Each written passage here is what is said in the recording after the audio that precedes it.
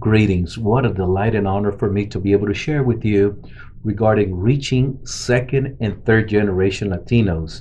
Really appreciate Dr. Sean O'Neill for this opportunity to have this platform to talk to you and converse with you about this very important task of reaching second and third generation Latinos. I'm also appreciative of what Dr. Tim Hill and Dr. John Childers have done in the past few months in pushing forward this mandate of our church planting endeavors, and specifically not only throughout the world, but here in the USA.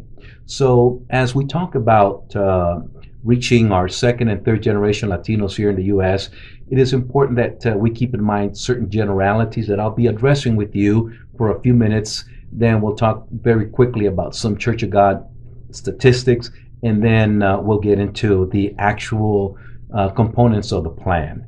So I hope that this will be a very enriching experience for you, as it is for me in making the presentation, and to be able to engage you and other colleagues in pushing forward this initiative of reaching second and third generation Latinos.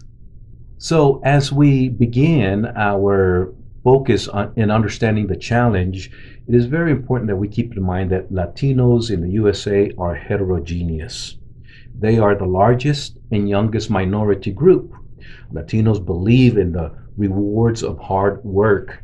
Furthermore, they are changing the nation's religious landscape and are an integral part of American society.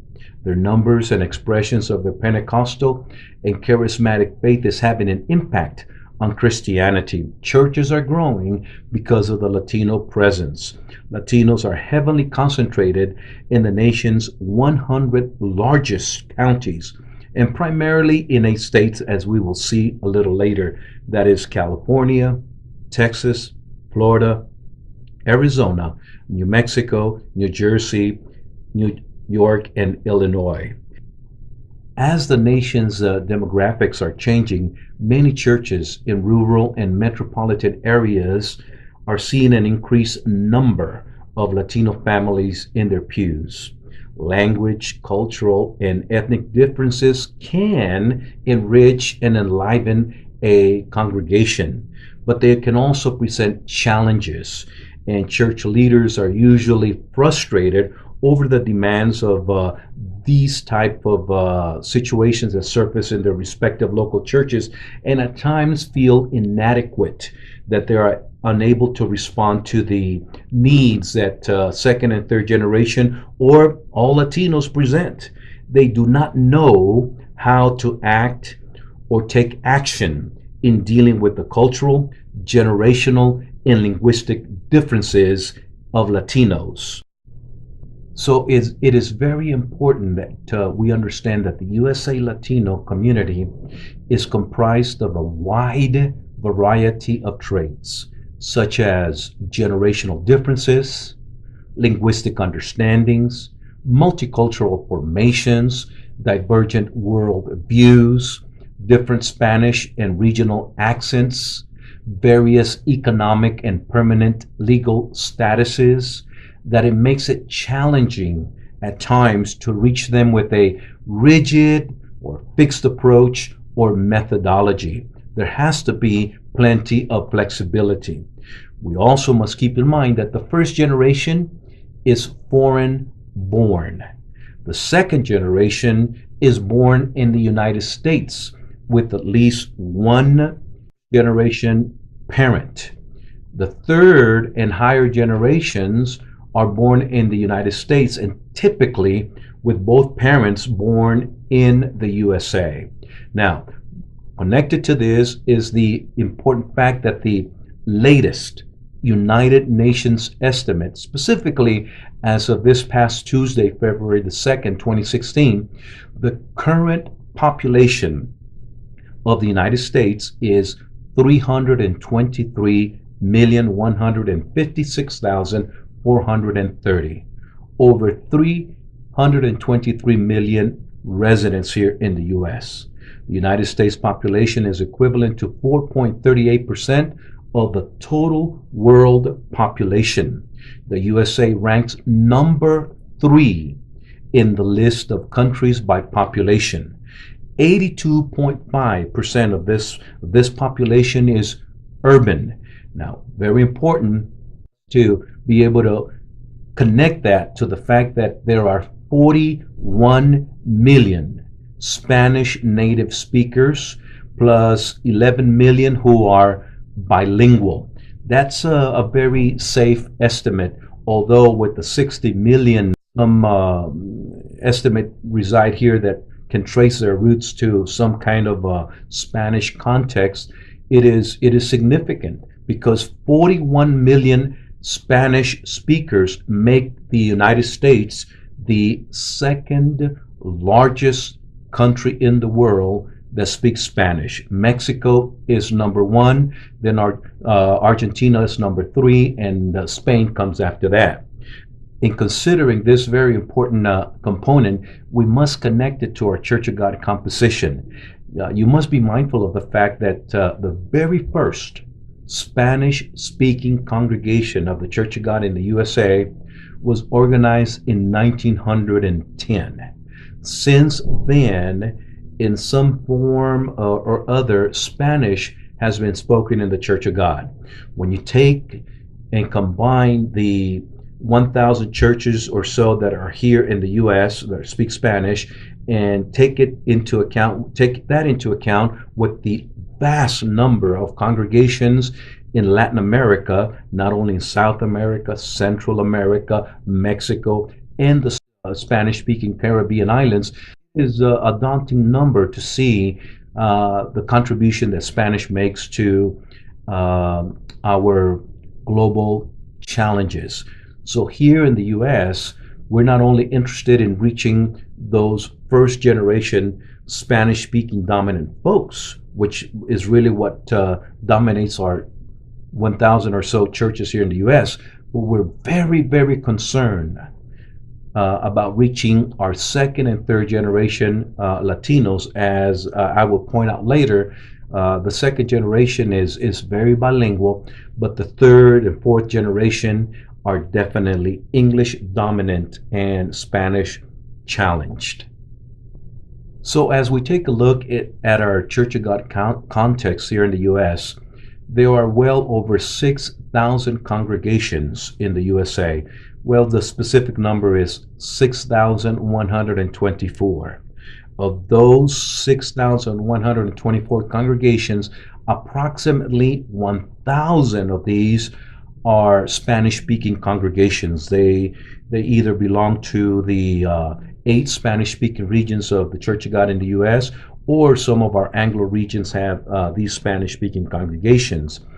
15% of our churches in the USA speak Spanish. Of our Church of God ministers, the 1,962 identify themselves as Latino. The number of ministers of the Church of God in the USA is well over 18,000. Well, really close to 19,000. It's 18,933. The largest Latino group of the Church of God in the U.S. trace their roots to Mexico, and then it is followed by Puerto Ricans and Central Americans as a whole. Therefore, we can see that based on the statistics of the Church of God, our Spanish-speaking presence is very significant. But the challenge is this: not only for our first-generation dominant churches, but also our Anglo churches, that we're not reaching successfully the second and third generation of Latinos, just like some of our congregations are not reaching our millennials and certain segments of our society. They're basically escaping us, and we must do something concretely in order to impact both millennials or second and third generation Latinos without forsaking reaching our older generations or our first Spanish-speaking generations in the USA, our first generation. Having stated those Church of God statistics, let's view this video. It will serve as a very good introductory component to the generalities I'm going to share with you regarding our second and third generation Latinos here in the U.S.? My dad has a story he loves to tell about how I came home the first day of kindergarten and he was speaking to me in Spanish, and I said, "Don't speak to me in Spanish anymore." There was a time in my early teens that I didn't want to be identified as Hispanic. The only person that I spoke Spanish with was my mother, and when she passed away, that was it. I didn't speak. When I was in college, I had all these classmates, and because my last name is Moreno, they all assumed that I spoke perfect Spanish. So they were sort of like, "What are you doing here? Like, why are you learning Spanish? Don't you know Spanish?" I am born in San Antonio, Texas, and I'm Mexican American, but I didn't grow up actually speaking Spanish. My grandparents spoke predominantly Spanish, but when it came to us, my parents actually decided to speak to us in English. They didn't want us to have accents. They wanted us to be acculturated. They wanted us to fit in. They wanted us to be successful. And to them, being successful meant English. You just talk to any Latino who went to elementary school or high school, say in the 30s or 40s or 50s, one thing that you'll encounter is that many will tell you that when they spoke Spanish in school, they were punished for speaking Spanish. Oftentimes we're getting messages about speak English because it's important and be American. Of course, the 1960s changes all of that, and we're in a much different period today. I never considered what my identity was as a Mexican American, but then when I went to university, they had all these amazing classes, like Chicano literature classes and Spanish classes, and that's when I decided that I really wanted to really discover my heritage and really reclaim it for myself, and that's when I started studying in Spanish. Tenía, ¿cuál es el verbo? Tener. Correcto. Vivíamos, ¿cuál es el verbo? Vivir. Robin had this urge to communicate, and she has a full command of the language in English, and she wanted to do that in Spanish, but she couldn't. Vamos a usar otro ejemplo muy práctico. Teaching Latinos is a little bit more challenging because we had to deal with that feeling that they should have known the language or they don't know it, and there is a lot of emotional going on when they're learning the language, and that could be a little bit detrimental to their learning. Soy nacida y criada en Nueva York.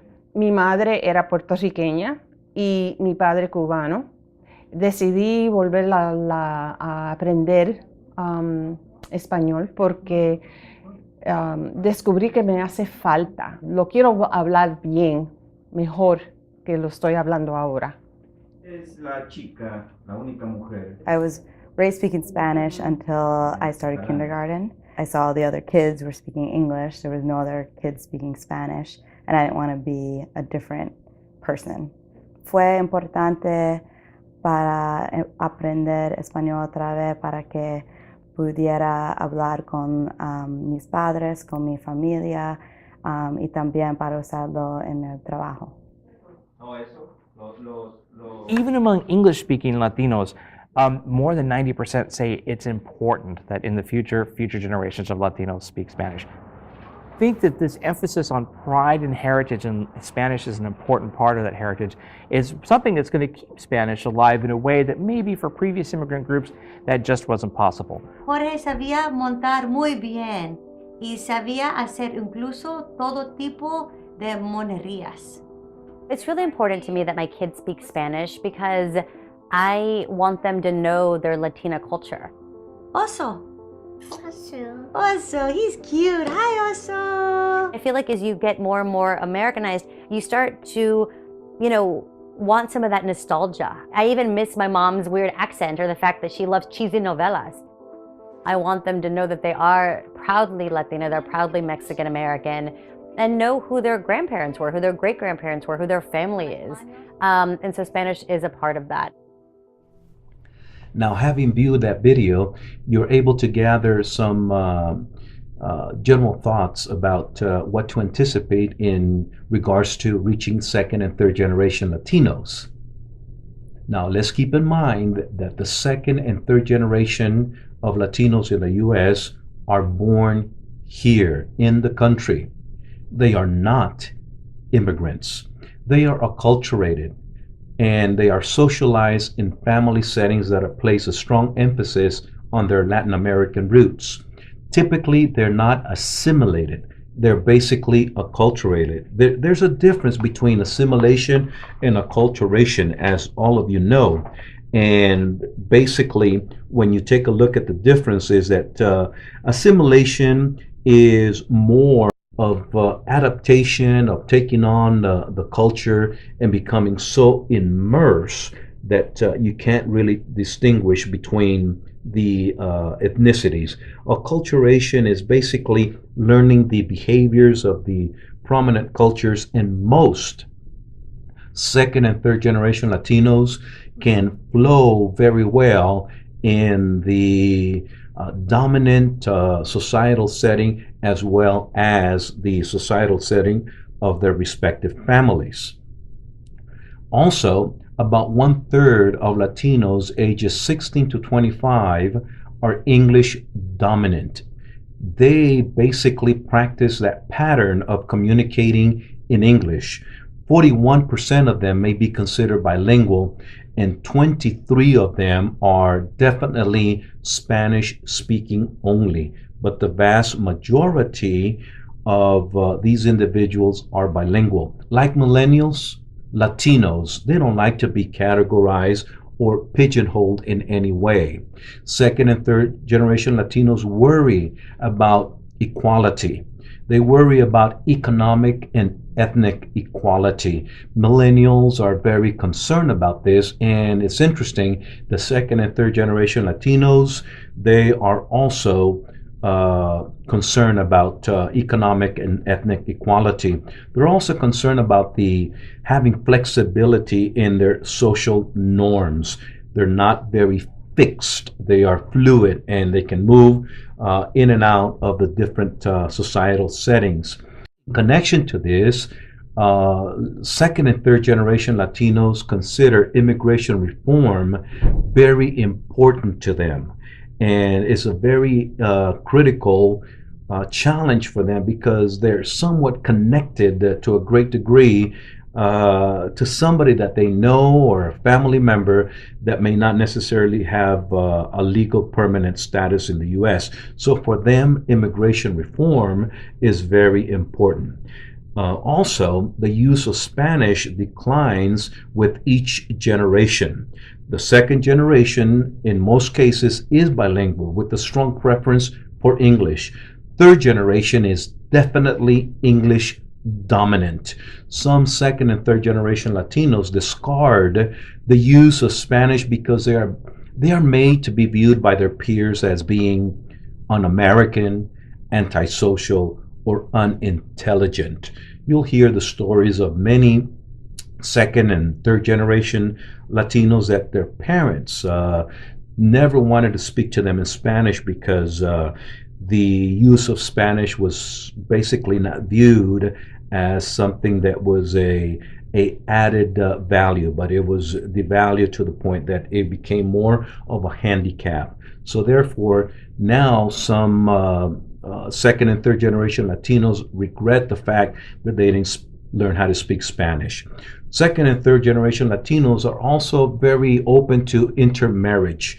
And so in many cases, they'll go ahead and date outside of their ethnic circle and find a spouse that does not necessarily represent their ethnic group. There is an article that I'd like for you to consider viewing, and this article has to do with how Latinos see themselves in trying to explain to many of their counterparts or their neighbors or friends what they're all about. And hopefully this article will also increase your appreciation and understanding for issues related to our second and third generation of Latinos. Now, with all of this previous matter that we have covered, let's go ahead and talk about the components of a strategy to reach Latinos. second generation and generation Latinos. So we want to pray.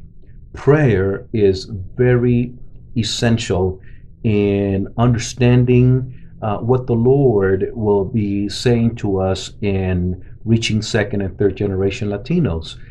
This aspect of prayer is going to be very, very important in the process of selecting key leaders that will represent you in reaching second and third generation Latinos, because I will be saying in a couple of minutes how crucial and how important it's going to be to have leaders that represent second and third generation Latinos at a very visible aspect of your ministry, not just by way of tokens, but by giving them a very significant role to fulfill in your church life. So prayer in relation to selection, prayer in relation to appointing leaders is very important. Then prayer will also help you in determining how you're going to distribute your funds, because your funds will give significance and value to this commitment of reaching second and third generation Latinos. Now, we enhance our practice of reaching Latinos by defining the vision and mission in concrete and measurable terms. Why is this important? It's important because it will allow us to determine how successfully we're using our resources to fulfill the mission and the vision related to reaching Latinos. And when we do this, we'll be able to focus and target the needs of that are created by reaching second and third generation Latinos, and it'll let us know if we're being successful or not. We also continue to gather particular facts about the Latinos in our community. For example, my friends, it is very, very important that you engage in determining what component of your general population is Latino. In other words, in your community, what percentage or number or groups of Latinos are represented in your area. Also, you want to know what subcultures are significantly present. For example, are the second and third generation Latinos that you have in your community that you're trying to reach, are they of Mexican background, Cuban background, Puerto Rican, Central or South America? And you might ask, well, why is this significant? It is significant because each heritage that that particular young person or young lady represents is very important to know. Cubans are different than Mexicans in their communication, in their cultural, in their food, and sometimes even in their attire. Also, you want to know in which neighborhoods the Latinos reside. Your second and third generation Latinos may be living more in the suburbs or out in the borders of your neighborhood. So you need to know where are they basically focused and where they do their shopping, where they get their food, where they like to eat out, and so on. This is very important to know where Latinos are concentrated. Furthermore, you want to know how skilled they are in the utilization of their Spanish and English. Why? Because these verbal and written skills will also provide for you a reason as to how to develop your strategies. Because if you pass out written materials that are not necessarily communicating because of a linguistic challenge, then you'll know how to address that. You also want to know what percentage of your Latinos are considered low income or are in difficult communal settings. And if any of these have disabilities or special needs. Now, coming along those terms is very important too, that we keep in mind that hiring or appointing Latino leaders at all levels is strategically important. Why is hiring or appointing Latino leaders highly important? Because this will enable you to let the community know how serious you are and how committed you are to reaching them. And by providing leadership at your church that represents you significantly well, it will allow you to communicate and engage second and third generation Latinos more successfully. So you want to have these leaders be extremely visible on the platform, in the decision-making process, in the implementation of all of your programs. These Latino leaders should be part of what you do. And as you release them into the community, these leaders will be able to facilitate as a bridge of communication with you as the senior pastor or the senior leader with the community that you're trying to reach. Then we also want to implement a variety of strategies. A cookie cutter approach is not going to work in reaching second and third generation Latinos. Just because a church in your community is implementing a certain strategy doesn't necessarily mean that that's your strategy. You are going to have to design it yourself, and sometimes a multiple approach works better than a just single strategy approach. So you want to create almost a salad bowl of strategies and enlist the help of other denominational leaders or friends that you have in other church settings that will be able to give you some insight as to how to go about it. Now, you also have to keep in mind that millennials are very similar to second and third generation Latinos and vice versa. And second and third generation Latinos do not like to be categorized in any way or pigeonholed. So as you go about doing this, exercise a lot of sensitivity to how they're going to respond. And their response is going to be based on behaviors that are very typical to these 16 to 35-year-old individuals that in many cases have significant similarities to the millennials. Second and third generation Latinos will behave and at times communicate and express themselves in similar terms. Do not give up if you see that results are not coming about as quickly as you wish. Be persistent and recognize that second and third generation Latinos will have subcultures, and these subcultures at times will be manifested by way of their communication skills. In many cases, they will communicate in what is known as Spanglish. And Spanglish is that typical composition of English and Spanish combinations. The Latino settings that you're going to be engaging in at times will celebrate a lot of family reunions and activities. Second and third generation Latinos are family oriented because it's basically in their DNA. And so you'll see them engage in a lot of activities that focus on family reunions. One specific festivity that Latinos celebrate and second and third generation Latinos have not forsaken, they still somehow incorporate it into their lifestyle, is a celebration of something known as quinceañeras.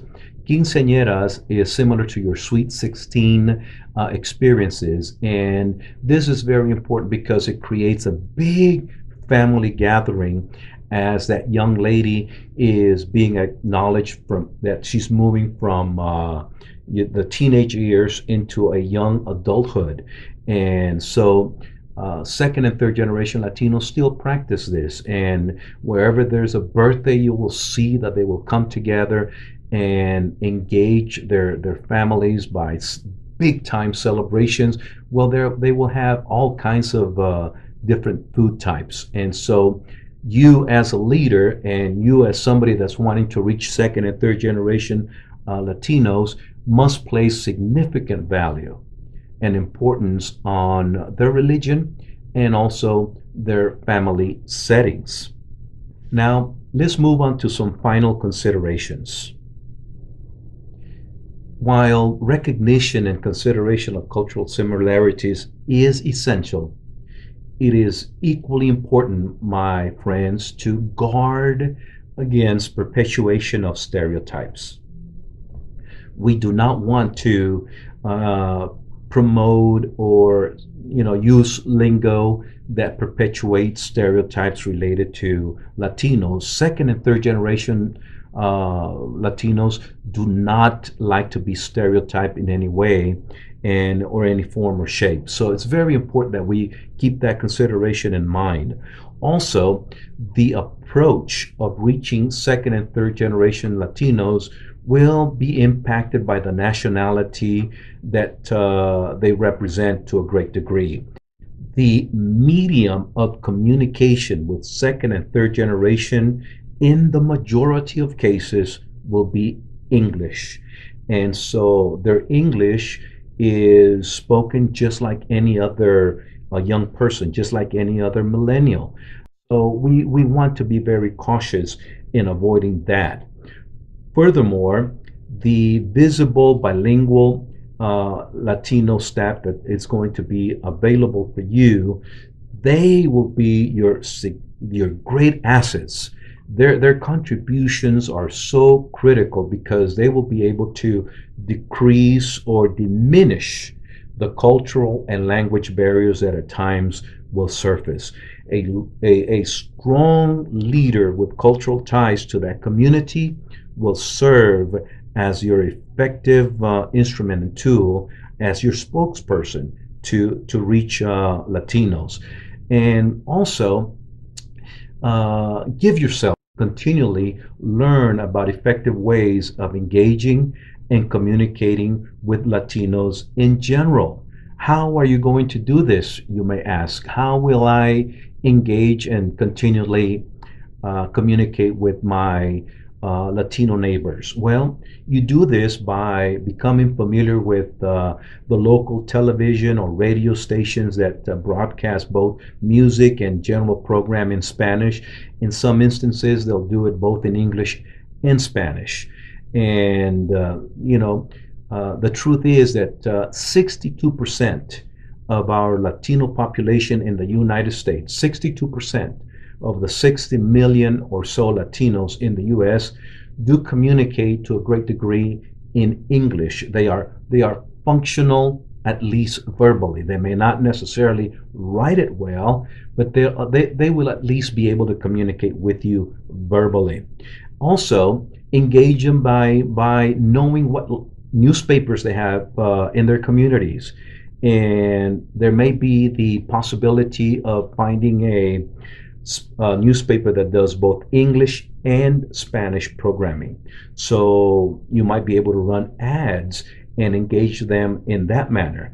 Furthermore, there may be places where you might be able to place a flyer or a poster that includes Latino families in the pictures, and an announcement may be put there that may be effective in connecting with the Latinos in your neighborhood, specifically your second and third generation Latinos. Know the businesses that cater to Latinos there in your community, and see how you're able to spend some time in those supermarkets or wherever Latinos have concentration and they like to visit and hang out. Go there and emphasize the personal touch. Latinos love that nearness in communication, that closeness in exchanging ideas and embracing, and just to be able to connect with them in some form of a level of intimacy will be significant. And lastly, do remember that most second and third generation Latinos will implement Spanglish as a form of communication. So hopefully your Latino leaders will be aware of how Spanglish flows in their settings. So, my friends, this is how we're going to reach second and third generation Latinos. There's a plan that I projected in front of you. There might be some feedback that you want to exchange with me, and some questions that you may have. So, Dr. O'Neill, if you want to moderate these questions, I'll be glad to answer or get the feedback or comments that my friends would want to share with me.